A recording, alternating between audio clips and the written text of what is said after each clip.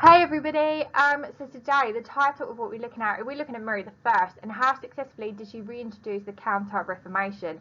Now we've been looking at Mary I, we've been looking at what her government was like, we have looked at the obstacles to restoration, and now did she successfully reintroduce the Counter-Reformation, called Counter-Reformation because she is reintroducing Catholicism after Henry VIII broke with the Catholic Church, which was the Reformation. We are looking at Mary I. She is a Catholic. Her brother Edward is a Protestant. He dies. We have the succession crisis. Then she takes over. We have already looked at the succession crisis. We've already looked at the demise of Lady Jane Grey, the fall of Northumberland, and how Mary I gets to power. And she introduces the Counter-Reformation with the help of Pole. Now you have looked at how she did this and the methods that she used and what she actually did. We now go into more detail about this. So what do you need to do?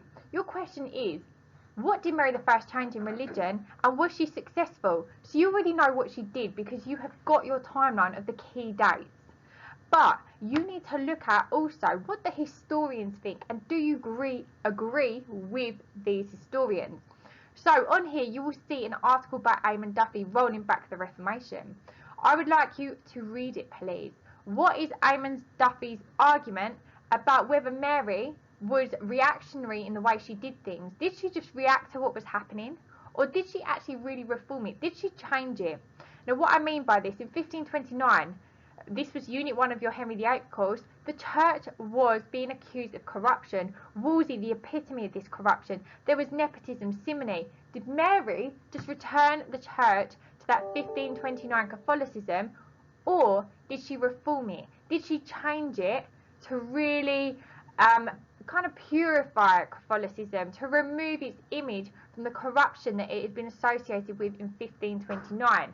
So what you need to do is you need to read the article, read the historian, and think about, did she successfully reform it or did she react to this situation? And as you're doing this, how successfully did she change religion?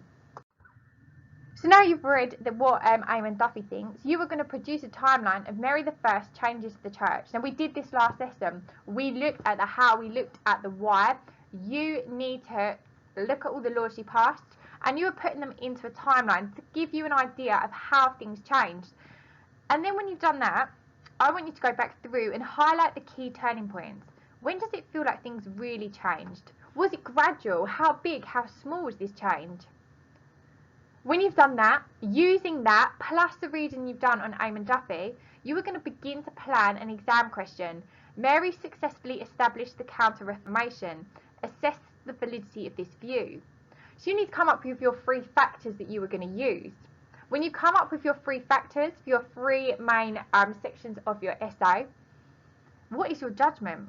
And actually the judgment you want to come up with first. Do you think she did? Do you think she didn't? And some questions to consider. What opposition and obstacles did she face? Did she overcome these? What historians' accounts can you use? We've already looked at Eamon Duffy. Link that into what we are doing. What contemporary evidence can you use? Think about your source question, your 30-mark source question. What sources have we looked at that you can use as evidence? What quotes have Mary said that you can link in? And then think about how using these quotes, how using these historians could support your answer.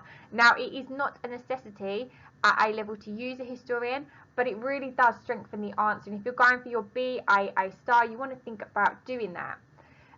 But when you use a historian, you have to use evidence to supplement what the historian is saying. Don't take them as the evidence itself.